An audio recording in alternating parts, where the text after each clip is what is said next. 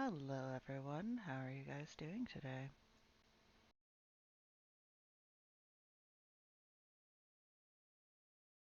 And sorry it is so early.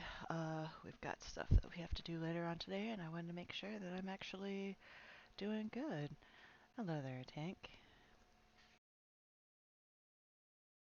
So, today I will be starting The Lion, the Witch, and the Wardrobe. As I have already read The Magician's Nephew, which set up everything that's going to be going um through here. It explained how the lamppost got there, how the witch and everything, and how the wardrobe came to be. So let's go ahead and get into the story.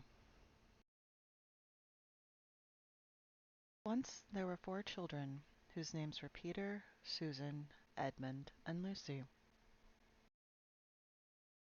And this story is about something that happened to them when they were sent away from London during the war because of the air raids. They were sent to a house of an old professor who lived in the heart of the country, 10 miles from the nearest railway station and 2 miles from the nearest post office. He had no wife, and he had lived in a very large house with a housekeeper called Mrs. Macready and 3 servants. Their names do not come into the story much.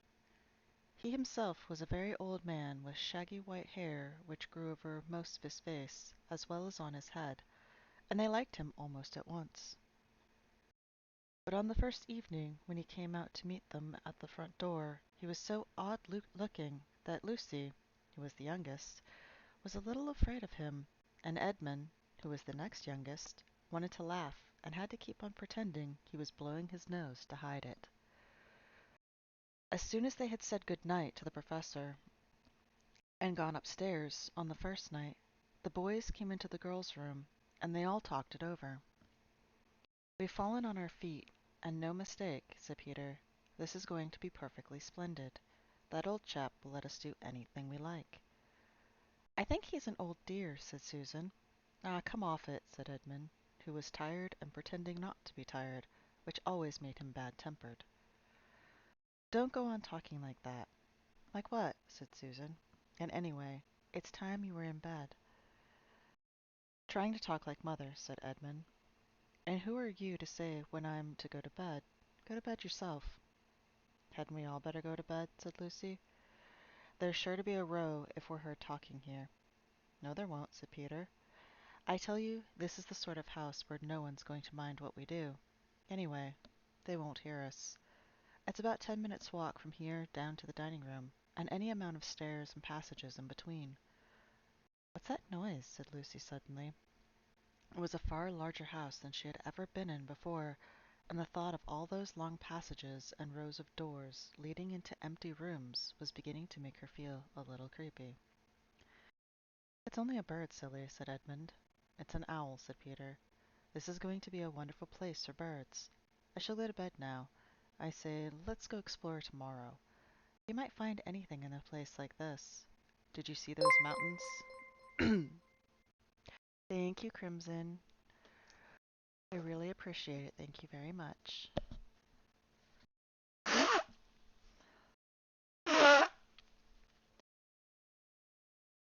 Sorry for the baby elephant to run away with it.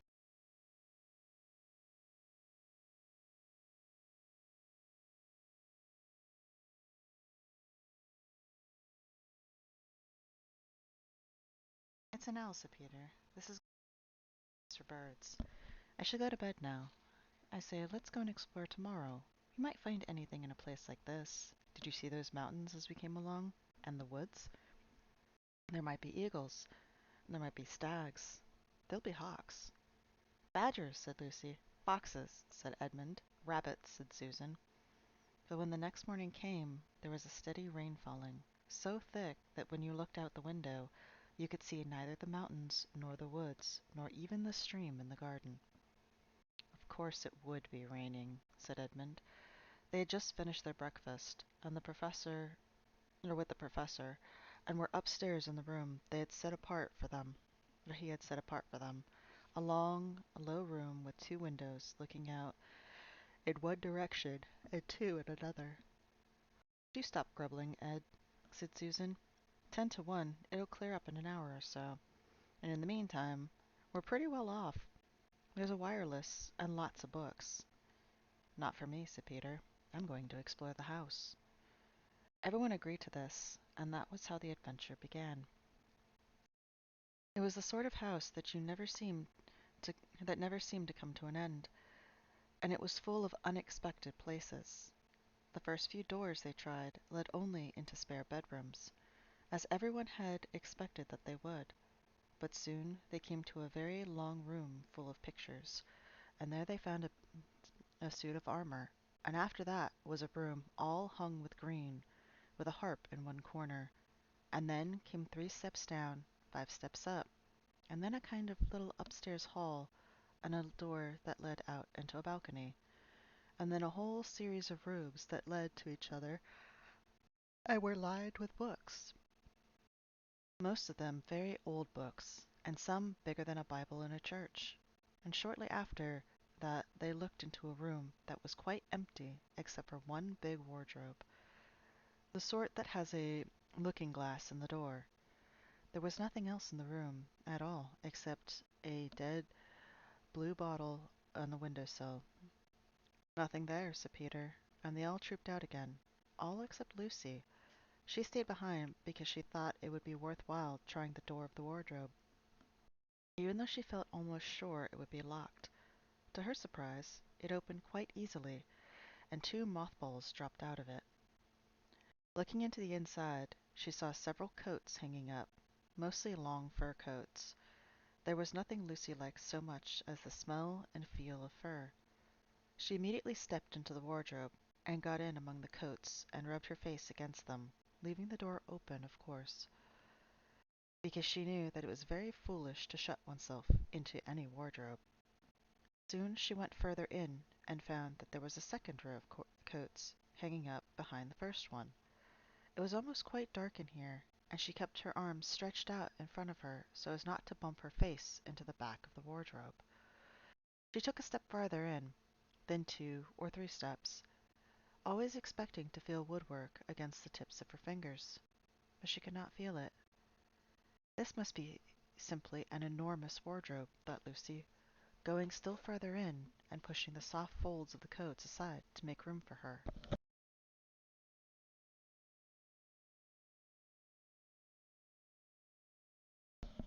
Then she noticed there was something crunching under her feet. I wonder, is that more mothballs? She thought, stooping down to feel it with her hand, but instead of feeling the hard, smooth wood of the floor of the wardrobe, she felt something soft and powdery and extremely cold. This is very strange, she said, and went on stepping a step or two further. Next moment she found that what was rubbing against her face and hands was no longer soft fur, but something hard and rough and even prickly. Why, is this just like branches of trees? Exclaimed Lucy. Then she saw that there was a light ahead of her, not a few inches away where the back of the wardrobe ought to have been, but a long way off. Something cold and soft was falling on her. A moment later she found that she was standing in the middle of a wood at night time, with snow under her feet and snowflakes falling through the air.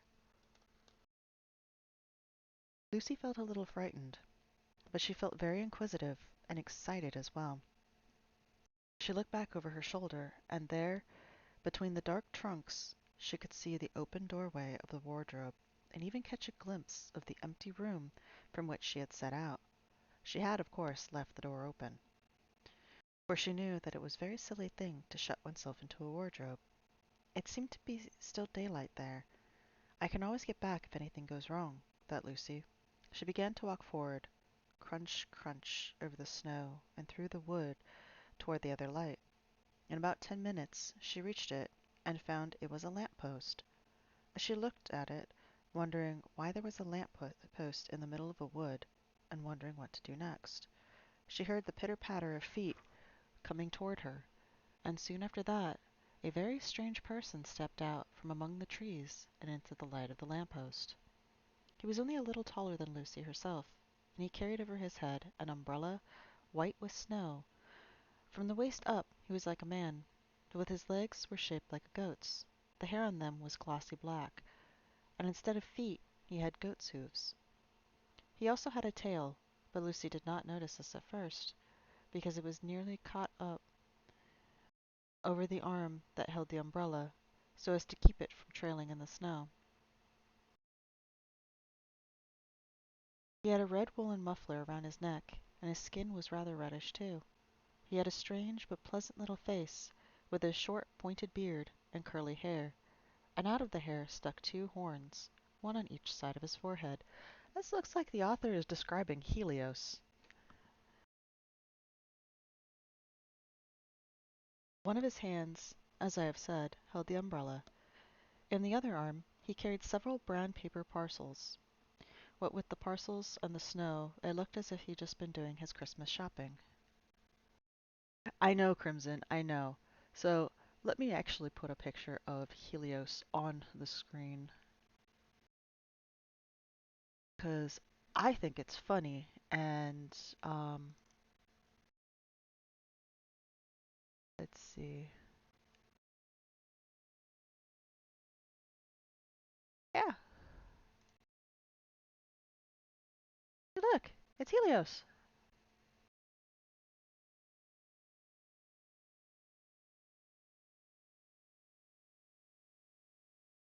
Let's go put Helios right here.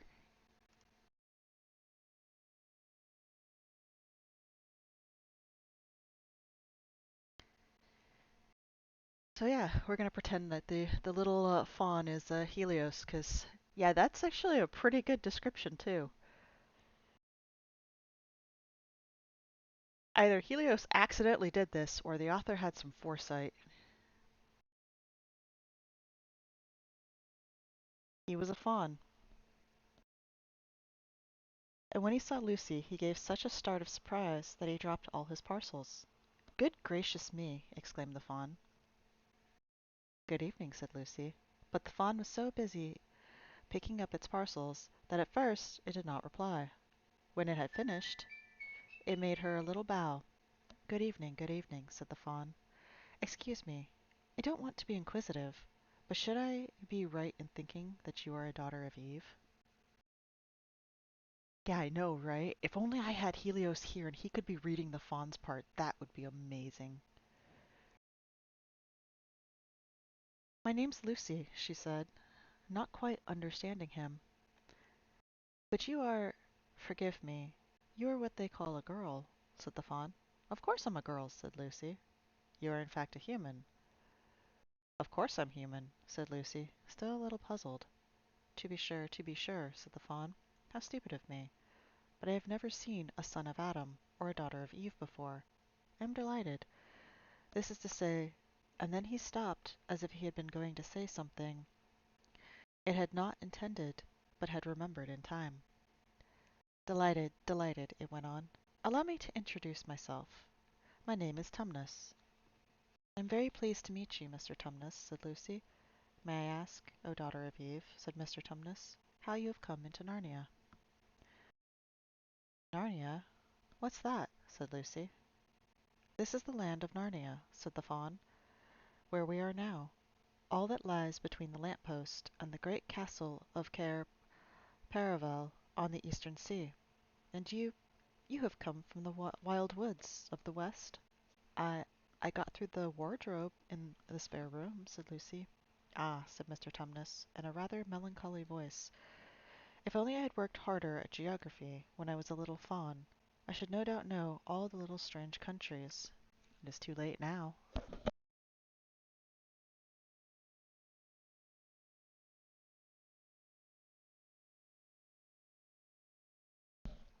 So out of curiosity, should I just call Mr. Tumnus Helios?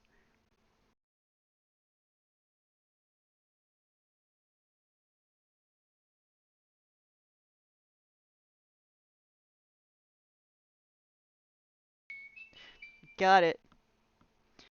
Hey, DJ, you should probably ping him. And, yeah, it would be funny if he just joins in and then I'm just saying Helios. Because satyrs and fawns are pretty much the same thing.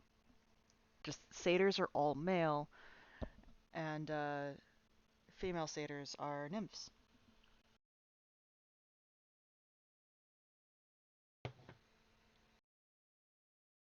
But they aren't countries at all. Thank you, Tank.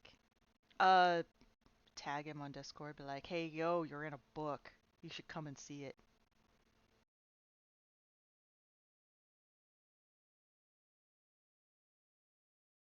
I mean, you also have his phone number. You could call him.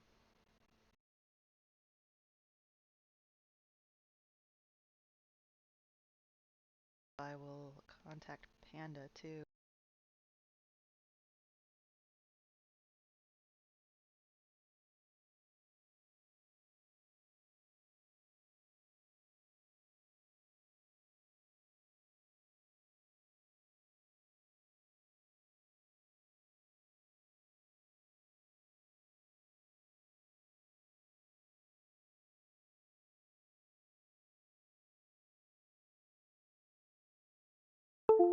Let's see.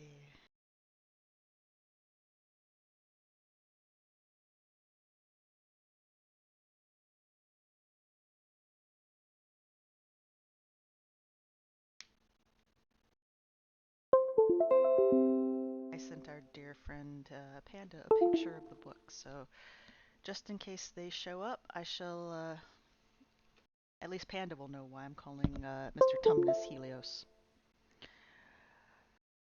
But they are not countries at all, said Lucy, almost laughing.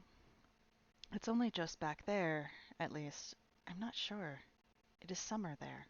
Meanwhile, said Helios, it is winter in Narnia, and has been for ever so long, and we shall both catch cold if we are standing here talking in snow.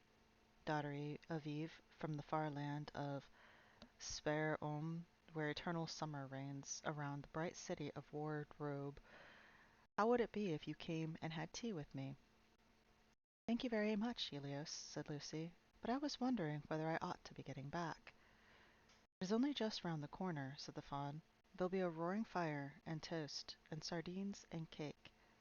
Well, it's very kind of you, said Lucy, but I shan't be able to stay long.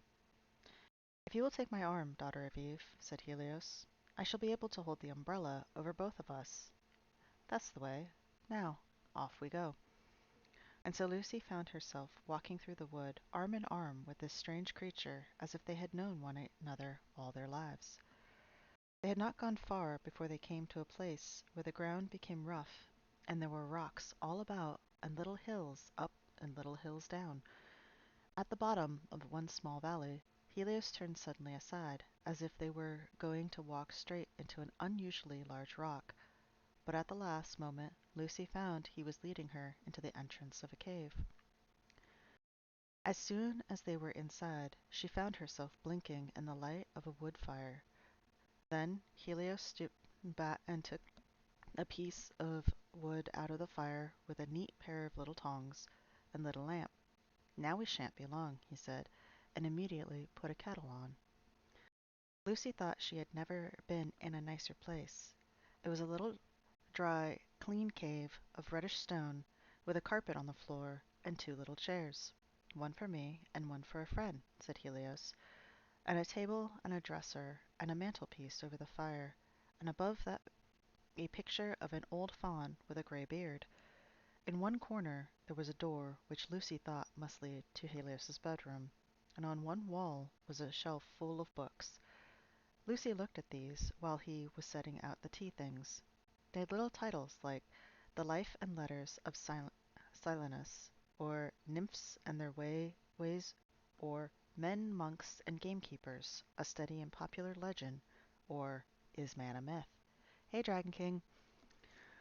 So, the reason I'm calling Mr. Tumnus Helios, by the way, is when they described him, it looks like our friend here. Like, really, really close. So, thought I'd explain that while So that way you don't get a little lost and be like, hey, that's not one of the characters in Narnia.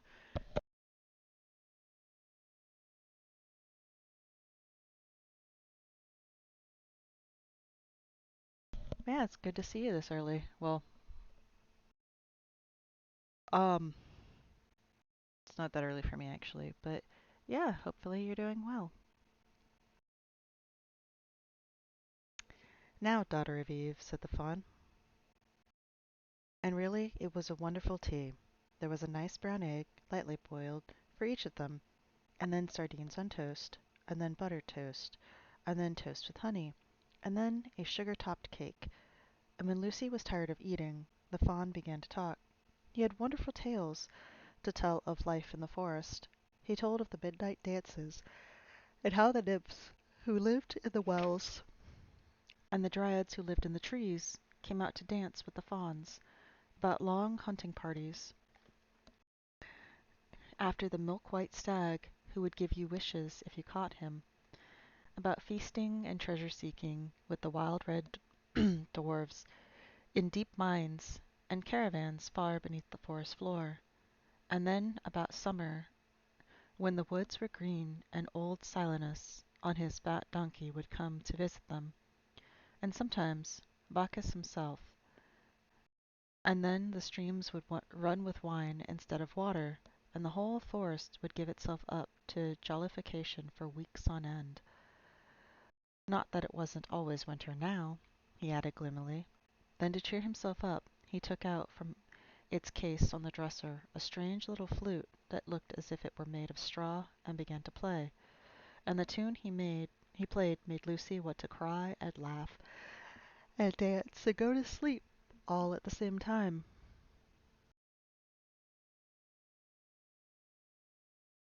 It must have been hours later when she shook herself and said, "Oh, Helios, I'm sorry to stop you, and I do love that tune, but really, I must go home.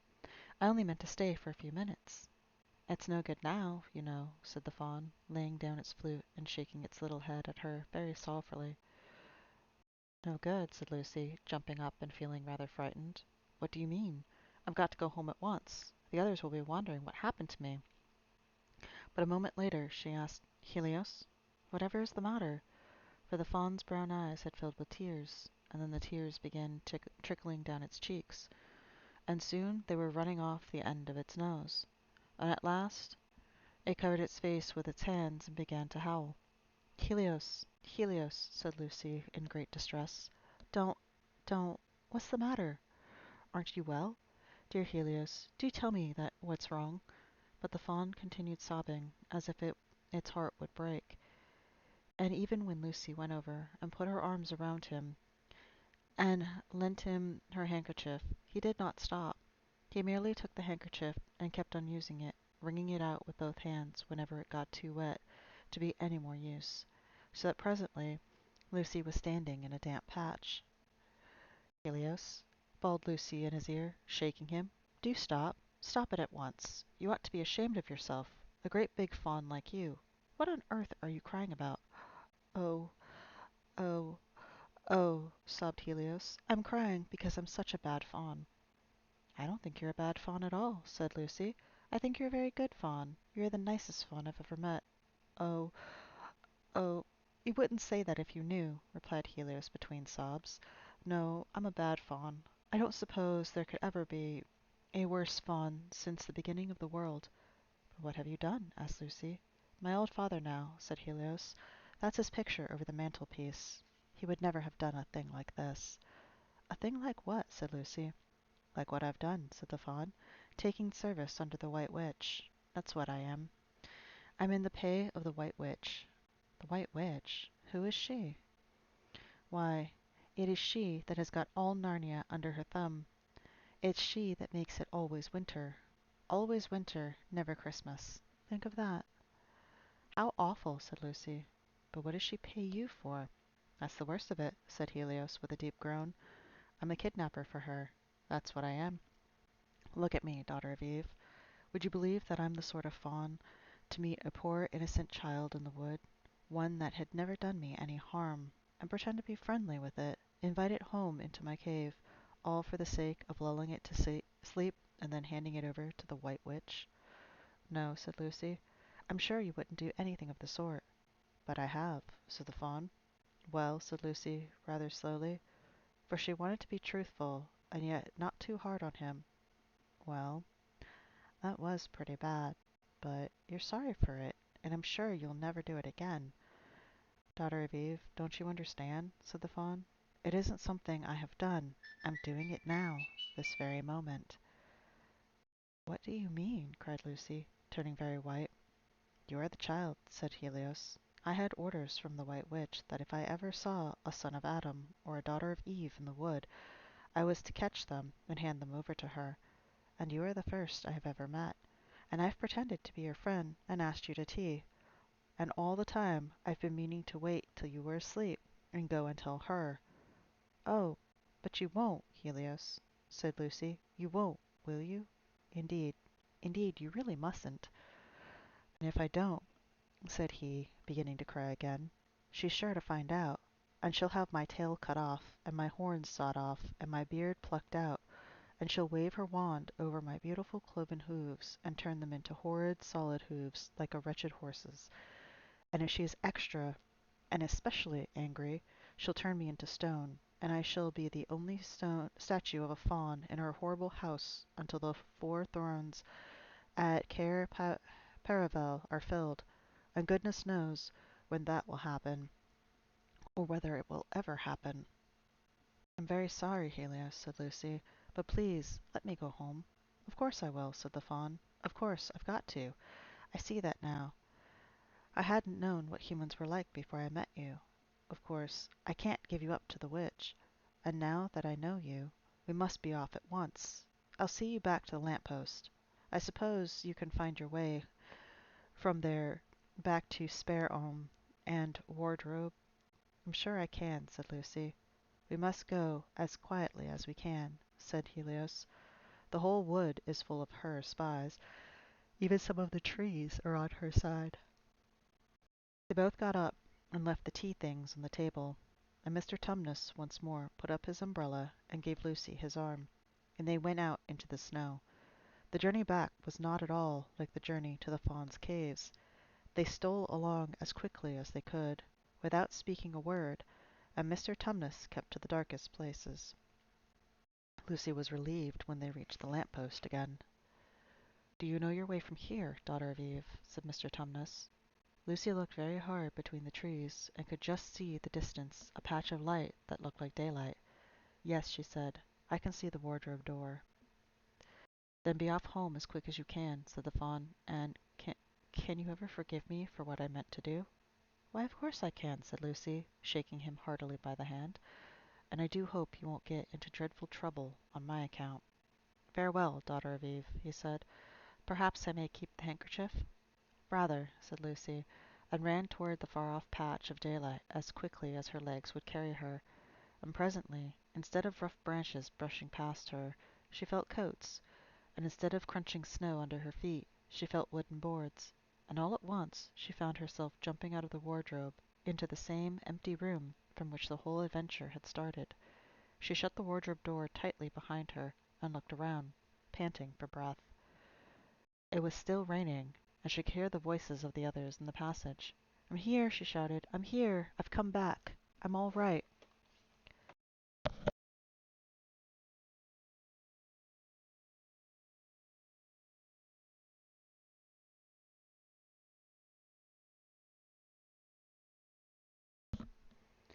Lucy ran out of the empty room into the passage and found the others there. Or found the other 3. It's all right, she repeated. I've come back. What on earth are you talking about, Lucy? Asked Susan. Why, said Lucy in amazement, haven't you all been wondering where I was? So you've been hiding, have you? Said Peter. Poor old Lou, hiding and nobody noticed. You'll have to hide longer than that if you want people to start looking for you. But I've been away for hours and hours, said Lucy. The others all stared at one another. Batty, said Edmund, tapping his head. Quite batty. What do you mean, Lou? Asked Peter. What I said, answered Lucy. It was just after breakfast when I went into the wardrobe.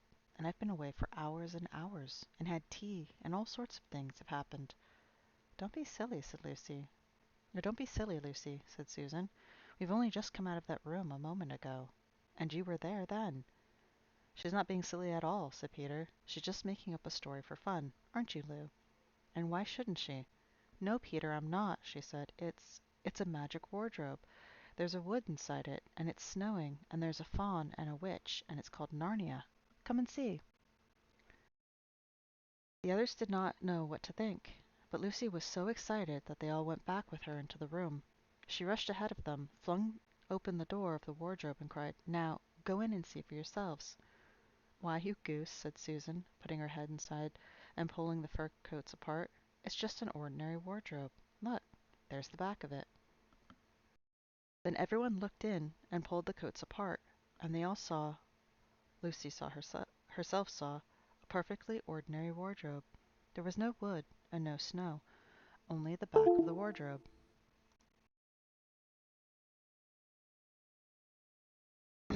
With hooks on it. Peter went in and rapped his knuckles on it to make sure it was solid. "A jolly good hoax, Lou," he said, as he came out again. "You've really taken us in, I must admit. We half believed you." "But it wasn't a hoax at all," said Lucy. "Really and truly. It was all different a moment ago. Honestly, it was. I promise." "Come in, Lou," said Peter. Come, Lou," said Peter. "That's going a bit far. You've had your joke. Hadn't you better drop it now?" Lucy grew very red in the face, and tried to say something, though she hardly knew what she was trying to say, and burst into tears. For the next few days she was very miserable. She could have made it up with the others quite easily at any moment if she had brought herself to say that the whole thing was only a story made for fun. But Lucy was a very truthful girl, and she knew that she was really in the right, and she could not bring herself to say this. The others, who thought she was telling a lie, and a silly lie too, made her very unhappy. The two elder ones did this without meaning to do it, but Edmund could be spiteful, and on this occasion he was spiteful. He sneered and jeered at Lucy, and kept on asking her if she'd found any other new countries in other cupboards all over the house. What made it worse was that these days ought to have been delightful. The weather was fine, and they were out of doors from morning to night, bathing, fishing, climbing trees, and lying in the heather. But Lucy could not properly enjoy any of it, and so things went on until the next wet day. That day, when it came to the afternoon, and there was still no sign of a break in the weather, they decided to play hide and seek. Susan was it, and as soon as the others scattered to hide, Lucy went to the room where the wardrobe was.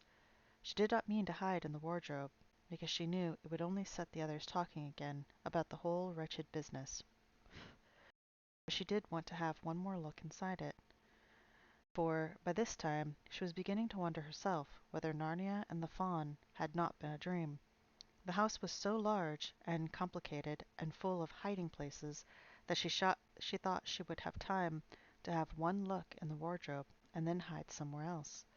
But as soon as she reached it, she heard steps in the passage outside, and then there was nothing for it but to jump into the wardrobe and hold the door closed behind her. She did not shut it properly because she knew that it is very silly to shut oneself in a wardrobe, even if it is not a magical one. Now the steps she heard were those of Edmund, and he came into the room just in time to see Lucy vanish into the wardrobe.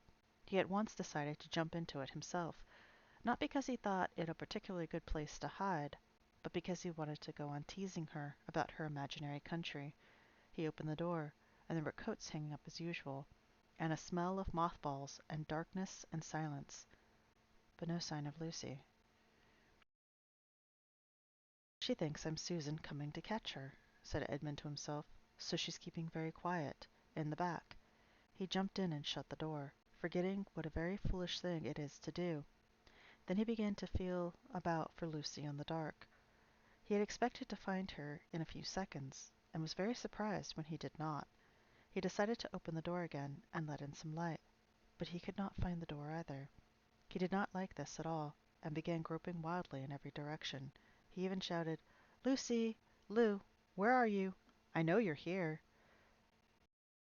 There was no answer, and Edmund noticed that his own voice had a curious sound, not the sound you expect in a cupboard, but a kind of open-air sound. He also noticed that he was unexpectedly cold, and then he saw a light. Thank goodness, said Edmund. The door must have swung open of its own accord. He forgot all about Lucy and went toward the light, which he thought was the open door of the wardrobe. But instead of finding himself stepping out into a spare room, he found himself stepping out into the shadow of some thick, dark fir trees into an open place in the middle of a wood. There was crisp, dry snow under his feet, and even more snow lying on the branches of the trees. Overhead there was a pale blue sky, the sort of sky one sees on a fine winter day in the morning. Straight ahead of him he saw between the tree trunks the sun, just rising, very red and clear. Everything was perfectly still, as if he were the only living creature in that country. There was not even a robin or a squirrel among the trees, and the wood stretched as far as he could see in every direction. He shivered. He now remembered that he had been looking for Lucy, and also how unpleasant he had been to her about her imaginary country, which now turned out to not have been imaginary at all. He thought that she must be somewhere quite close, and so he shouted, "Lucy! Lucy! I'm here too! Edmund!" There was no answer. She's angry about all the things I've been saying lately, thought Edmund, and though he did not like to admit that he had been wrong, he also did not much like to be alone in this strange, cold, quiet place, so he shouted again, "I say, Lou, I'm sorry I didn't believe you. I see now that you were right all along. Do come out. Make it, Pax." Still there was no answer. "Just like a girl," said Edmund to himself, "sulking somewhere, and won't accept an apology." He looked around him again, and decided he did not much like this place, and had almost made up his mind to go home, when he heard, very far off in the wood, a sound of bells. When he heard, or he listened, and the sound came nearer and nearer, and at last there swept into sight a sledge drawn by two reindeer. The deer were about the size of Shetland ponies, and their hair was so white that even the snow hardly looked white compared to them. Their branching horns were gilded and shone like something on fire when the sunlight caught them. Their harness was of scarlet leather and covered with bells. On the sledge, driving the reindeer, sat a fat dwarf who would have been about 3 feet high if he had been standing.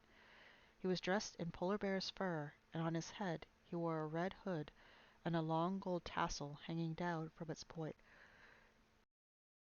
His huge beard covered his knees and served him instead of a rug.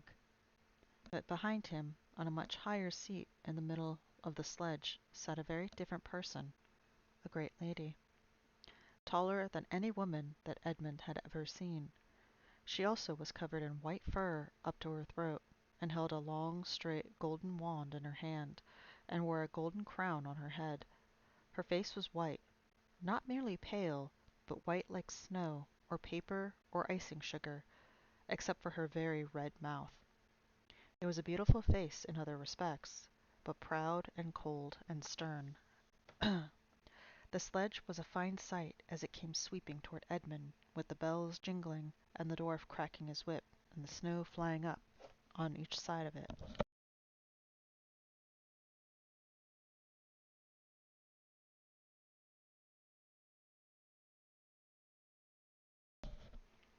"Stop," said the lady, and the dwarf pulled the reindeer up so sharp that they almost sat down. Then they recovered themselves, and stood champing their bits and blowing. In the frosty air the breath came out of their nostrils, looking like smoke. "And what, pray, are you?" said the lady, looking at Edmund. "I'm I'm my name's Edmund," said Edmund, rather awkwardly. He did not like the way she looked at him. The lady frowned. "Is that how you address a queen?" she asked, looking sterner than ever. I beg your pardon, your majesty. I did not know," said Edmund. "Not know the Queen of Narnia?" cried she. "Ha! You shall know us better hereafter. But I repeat, What are you? Please, your Majesty, said Edmund. I don't know what you mean. I'm at school. At least I was. It's the holidays now. What are you? Said the Queen again. Are you a great overgrown dwarf that has cut off its beard? No, your Majesty, said Edmund. I have never had a beard. I'm a boy. A boy, said she. Do you mean you are a son of Adam? Edmund stood still, saying nothing. He was too confused by this time to understand what the question meant. I see you are an idiot. Whatever else you may be, said the Queen, answer me, once and for all, or I shall lose my patience. Are you human? Yes, your Majesty, said Edmund. And how, pray, did you come to enter my domains? Please, your Majesty, I came through a wardrobe. A wardrobe? What do you mean? I I opened a door and just found myself here, your Majesty, said Edmund. Ha, said the Queen, speaking more to herself than him. A door. A door from the world of men. I have heard of such things. This may wreck all, but he is only one, and easily dealt with. As she spoke these words, she rose from her seat and looked Edmund full in the face, her eyes flaming. At the same moment she raised her wand. Edmund felt sure she was going to do something dreadful, but he seemed unable to move. Then, just as he gave himself up for lost, she appeared to change her mind. My poor child, she said, in quite a different voice, how cold you look. Come and sit with me here on the sledge, and I will put my mantle around you, and we will talk. Edmund did not like this arrangement at all, but he dared not disobey. He stepped onto the sledge and sat at her feet. She put a fold of her fur mantle around him and tucked it in well. Perhaps something hot to drink, said the Queen. Should you like that? Yes, please, your Majesty, said Edmund, whose teeth were chattering. The Queen took from somewhere among her wrappings a very small bottle, which looked as if it were made of copper. Then, holding out her arm, she let one drop fall from it into the snow beside the sledge. Edmund saw the drop for a second in mid-air, shining like a diamond, but the moment it touched the snow there was a hissing sound, and there stood a jeweled cup full of something that steamed. The dwarf immediately took this and handed it to Edmund, with a bow and a smile. Not a nice smile.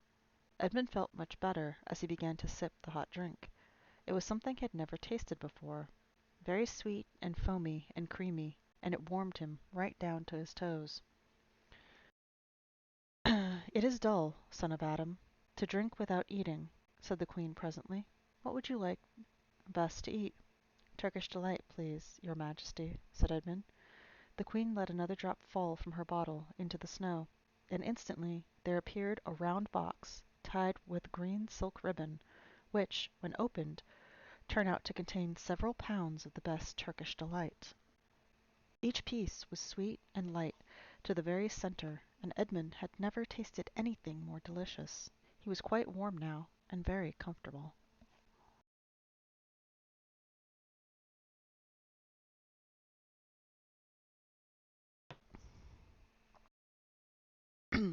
While he was eating, the Queen kept asking him questions.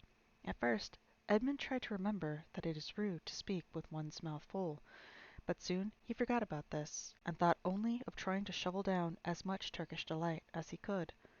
And the more he ate, the more he wanted to eat, and he never asked himself why the Queen should be so inquisitive. She got him to tell her that he had one brother and two sisters, and that one of his sisters had already been in Narnia and had met a faun there, and that no one except himself and his brother and his sisters knew anything about Narnia. She seemed especially interested in the fact that there were four of them, and kept on coming back to it. You are sure there are just four of you? She asked. Two sons of Adam and two daughters of Eve. Neither more nor less. And Edmund, with his mouth full of Turkish delight, kept on saying, Yes, I told you that before, forgetting to call her your Majesty, but she did not seem to mind now. At last the Turkish delight was all finished, and Edmund was looking very hard at the empty box, and wishing that she would ask him whether he would like some more.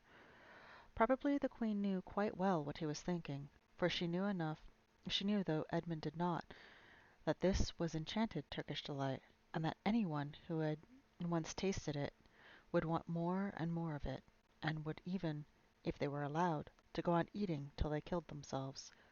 But she did not offer him any more. Instead, she said to him, "Son of Adam, I should so much like to see your brother and your two sisters. Will you bring them to me?"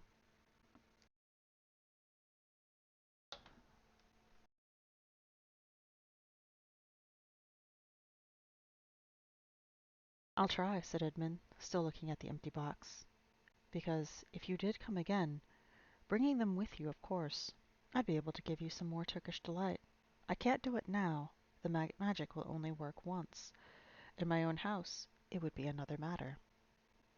"Why can't we go to your house now?" said Edmund. When he had first gotten into the sledge, he had been afraid that she might drive away with him to some unknown place from which he would not be able to get back. But he had forgotten about that fear now. "It is a lovely place, my house," said the Queen. "I am sure you would like it. There are whole rooms full of Turkish delight. And what's more, I have no children of my own. I want a nice boy whom I can bring up as a prince, and who would be king of Narnia when I am gone. While he was prince, he could wear a gold crown and eat Turkish delight all day long. And you are much the cleverest and handsomest man I have ever met. I think I would like to make you the prince, some day, when you bring the others to visit me." "Why not now?" said Edmund. His face had become very red, and his mouth and fingers were sticky. He did not look either clever or handsome, whatever the Queen might say. "Oh, but if I took you there now," said she, "I wouldn't see your brother and sisters. I very much want to know your charming relations. You are to be the prince, and, later on, the king. That is understood. But you must have courtiers and nobles. I would make your brother a duke, and your sisters duchesses." "There's nothing special about them," said Edmund, "and anyway, I could always bring them some other time." "Ah, but once you were in my house," said the Queen, "you might forget all about them.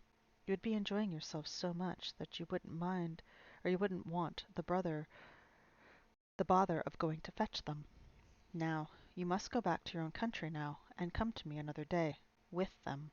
You understand. It is no good coming without them." "But I don't even know the way back to my own country," pleaded Edmund. "That's easy," answered the Queen. "Do you see that lamp?" She pointed with her wand, and Edmund turned and saw the lamp post under which Lucy had met the fawn. "Straight on beyond that is the way to the world of men. And now look the other way." Here she pointed in the opposite direction. "And tell me if you can see two little hills rising above the trees." "I think I can," said Edmund. "Well, my house is between those two hills. So next time you come, you have only to find the lamp post, and look for those two hills, and walk through the wood till you reach my house. But remember, you must bring the others with you. I might have to be very angry with you if you came alone." "I'll do my best," said Edmund. "And, by the way," said the Queen, "you needn't tell me about them. It would be fun to keep it a secret between us two. You needn't tell them about me. It would be fun to keep it a secret between us two, wouldn't it? Make it a surprise for them. Just bring them along to the two hills. A clever boy like you will easily think of some excuse for doing that. And when you come into my house, you could just say, 'Let's see who lives here,' or something like that. I am sure it would be best. If your sister has met one of the fawns, she may have heard strange stories about me, nasty stories that might make her afraid to come to me. Fawns will say anything, you know." "And now, please, please," said Edmund suddenly, "please, couldn't I have one more piece of Turkish delight to eat on the way home?" "No, no," said the Queen with a laugh. "You must wait till next time." While she spoke, she signaled to the dwarf to drive on, but as the sledge swept away out of sight, the Queen waved to Edmund, calling out, "Next time, next time. Don't forget. Come soon." Edmund was staring after the sledge when he heard someone calling his own name, and looking round he saw Lucy coming toward him from another part of the wood. "Oh, Edmund!" she cried. "So you've gotten two. It's wonderful. And now—" "All right," said Edmund. "I see you were right, and it is a magic wardrobe after all. I'll say I'm sorry if you like. But where on earth have you been all this time? I've been looking for you everywhere." If I'd known you had got in, I'd have waited for you, said Lucy, who was too happy and excited to notice how snappishly Edmund spoke, or how flushed and strange his face was. I've been having lunch with dear Helios, the faun, and he's very well, and the White Witch has done nothing to him for letting me go. So he thinks she can't have found out, and perhaps everything is going to be all right after all. The White Witch, said Edmund. Who's she? She is a perfectly terrible person, said Lucy. She calls herself the Queen of Narnia, though she has no right to be queen at all, and all the fauns and dryads and naiads and dwarfs and animals, at least all the good ones, simply hate her, and she can turn people into stone, and do all kinds of horrible things. She has made a magic so that it will always be winter in Narnia, always winter, but it never gets to Christmas, and she drives about on a sledge drawn by reindeer, with her wand in her hand and a crown on her head. Edmund was already feeling uncomfortable from having eaten too many sweets, and when he heard that the lady he had made friends with was a dangerous witch, he felt even more uncomfortable. But he still wanted to taste that Turkish delight again, more than he wanted anything else. "Who told you all that stuff about the White Witch?" he asked. "Helios, the faun," said Lucy. "You can't always believe what fauns say," said Edmund, trying to sound as if he knew far more about them than Lucy. "Who said so?" asked Lucy. "Everyone knows it," said Edmund. "Ask anybody you like. But it's pretty poor sport standing here in the snow. Let's go home." "Yes, let's," said Lucy. "Oh, Edmund, I am glad you've gotten in too. The others will have to believe in Narnia now that both of us have been here. What fun it will be!" But Edmund secretly thought that it would not be as good fun for him as for her. He would have to admit that Lucy had been right, before all the others, and he felt sure that the others will all be on the side of the faun and the animals. But he was already more than half on the side of the witch. He did not know what he would say, or how he would keep his secret, once they were all talking about Narnia. But this time they had walked a good way. Then suddenly they felt fur coats around them instead of branches, and the next moment they were both standing outside the wardrobe, in the empty room. "I say," said Lucy, "you do look awful, Edmund. Don't you feel well?" "I'm all right," said Edmund. But this was not true. He was feeling very sick. "Come on, then," said Lucy. "Let's find the others. We have a lot we shall have to tell them. That, and the wonderful adventures we shall have now that we're all in it together." Because the game of hide and seek was still going on, it took Edmund and Lucy some time to find the others. But when at last they were all together, which happened in the long room where the suit of armor was, Lucy burst out. "Oh, vibe check, thank you."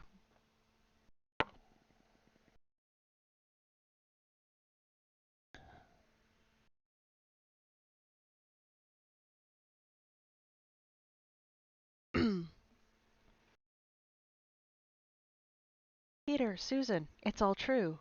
Edmund has seen it too. There is a country you can get to in the wardrobe. Edmund and I both got in. We met one another in there, in the wood. Go on, Edmund. Tell them all about it." "What's all this about, Ed?" said Peter. And now we come to one of the nastiest things in the story. Up to that moment Edmund had been feeling sick and sulky, and annoyed with Lucy for being right. But he hadn't made up his mind what to do. When Peter suddenly asked him the question, he decided all at once to do the meanest and most spiteful thing he could think of. He decided to let Lucy down. "Tell us, Ed," said Susan. And Edmund gave a very superior look, as if he were far older than Lucy. It was really only a year's difference. And then a little snicker, and said, "Oh yes, Lucy, I have been playing, pretending that her story about a country in the wardrobe is true. Just for fun, of course. There's nothing there, really." Poor Lucy gave Edmund one look and rushed out of the room. Edmund, who was becoming a nastier person every minute, thought he had scored a great success, and went on at once to say, "There she goes again. What's the matter with her? That's the worst of young kids. They always—" "Look here," said Peter, turning on him savagely. "Shut up. You've been perfectly beastly to Lou ever since she started this nonsense about the wardrobe. And now you go on playing games with her about it, and setting her off again. I believe you did it simply out of spite." "But it's all nonsense," said Edmund, very taken aback. Of course it's all nonsense, said Peter. That's just the point. Lou was perfectly all right when we left home, but since we've been down here, she seems to be either going on queer in the head or else turning it into a most frightful liar.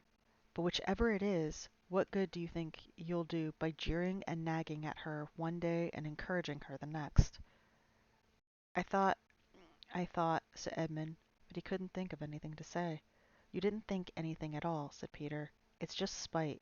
You've always liked being beastly to anyone smaller than you. We've seen it at school before now. Do stop it, said Susan.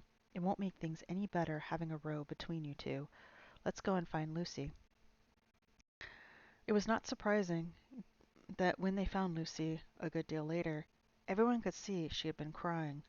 Nothing they could say to her made any difference. She stuck to her story and said, I don't care what you think, and I don't care what you say. You can tell the professor, or you can write to mother, or you can do anything you like. I know I've met a fawn in there, and I wish I'd stayed there, and you are all beasts. Beasts. It was an unpleasant evening. Lucy was miserable, and Edmund was beginning to feel that his plan wasn't working as well as he had expected. The two older ones were really beginning to think that Lucy was out of her mind. They stood in the passage, talking about it in whispers, long after she had gone to bed. The result was the next morning they decided that they really would go and tell the whole thing to the professor. He'll write to father if he thinks there's really something wrong with Lou, said Peter. It's getting beyond us. So they went and knocked on the study door, and the professor said, Come in, and got up and found chairs for them, and said he was quite at their disposal. Then he sat and listened to them, with the tips of his fingers pressed together, and never interrupting, until they had finished the whole story. After that, he said nothing for quite a long time.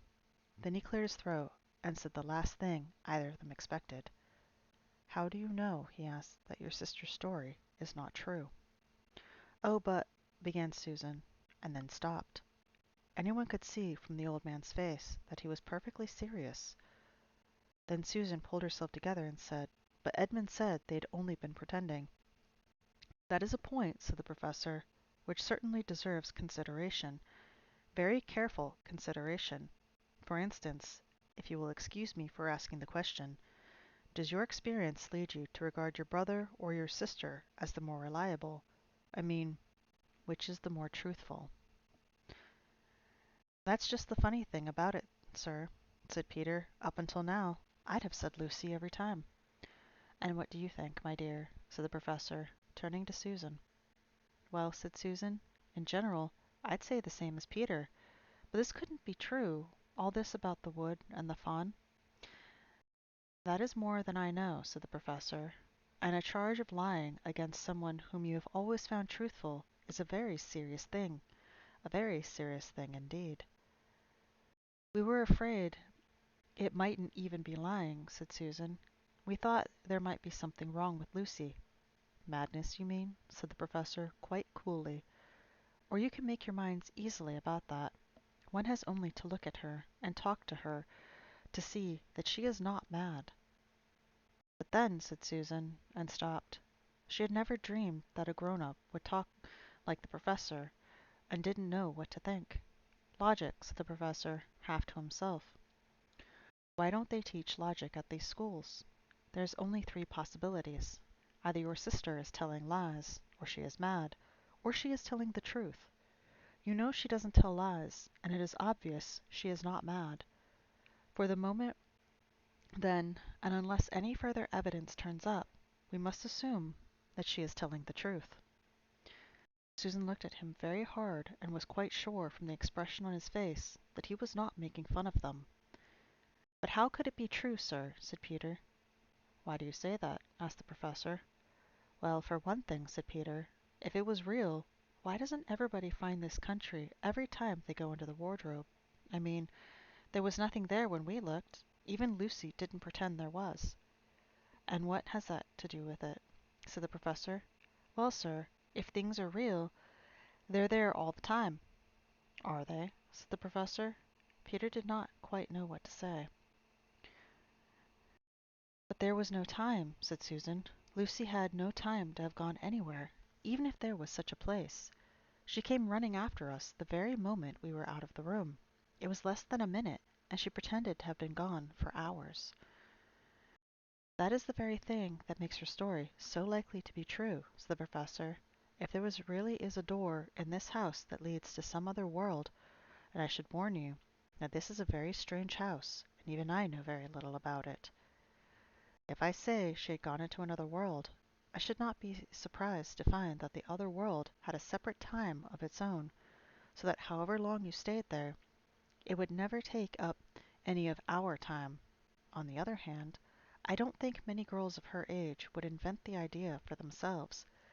If she had been pretending, she would have hidden for a reasonable time before coming out and telling her story.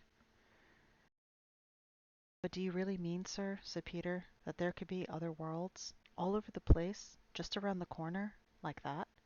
Nothing is more probable, said the professor, taking off his spectacles and beginning to polish them, while he muttered to himself, I wonder what they do teach them at these schools. But what are we to do? Said Susan. She felt that the conversation was beginning to get off the point. My dear young lady, said the professor, suddenly looking up with a very sharp expression at both of them. There is one plan which no one has yet suggested, and which is worth trying. What is that? Said Susan. We might all try minding our own business, said he, and that was the end of the conversation. After this, things were a good deal better for Lucy. Peter saw to it that Edmund stopped jeering at her, and neither she nor anyone else felt inclined to talk about the wardrobe at all. It had become a rather alarming subject. And so, for a time, it looked as if all the adventures were coming to an end. But this was not meant to be. The house of the professors, which even he knew so little about, was so old and famous that people all over England used to come and ask permission to see over it. It was the sort of house that is mentioned in guide-books, and even in histories, as well it might be, for all manner of stories were told about it, some of them even stranger than the one I am telling you now. And when parties of sightseers arrived and asked to see the house, the professor always gave them permission, and Mrs. Macready, the housekeeper, showed them around, telling them about the pictures and the armor and the rare books in the library. Mrs. Macready was not fond of children, and did not like to be interrupted when she was telling visitors all the things she knew. She had said to Susan and Peter, almost on the first morning, along with a good many other instructions, and please remember, you are to keep out of the way whenever I am taking a party over the house. Just as if any of us would want to waste half the morning trailing around with a crowd of strange grown-ups, said Edmund, and the other three thought the same. That was how the adventures began for the second time. A few mornings later, Peter and Edmund were looking at the suit of armor and wondering if they could take it to bits when the two girls rushed into the room and said, Look out, here comes the Macready and the whole gang with her. Sharp's the word, said Peter, and all four made off through the door at the far end of the room.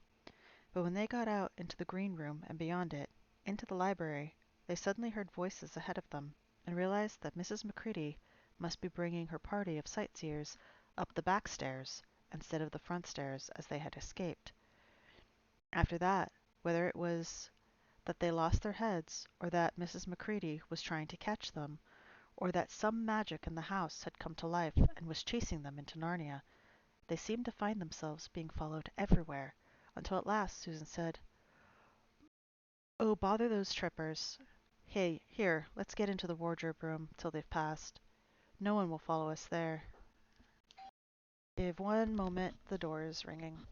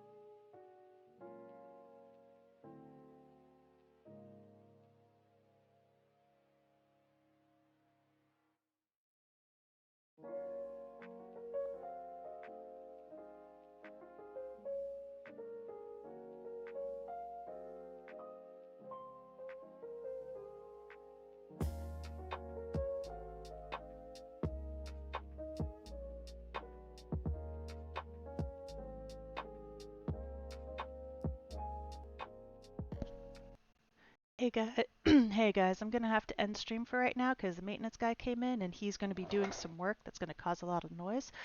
So I'm gonna end stream for right now, and depending on how long it takes, I will either be back later or like later today, or we'll see what happens. Okay, guys? So talk to y'all later.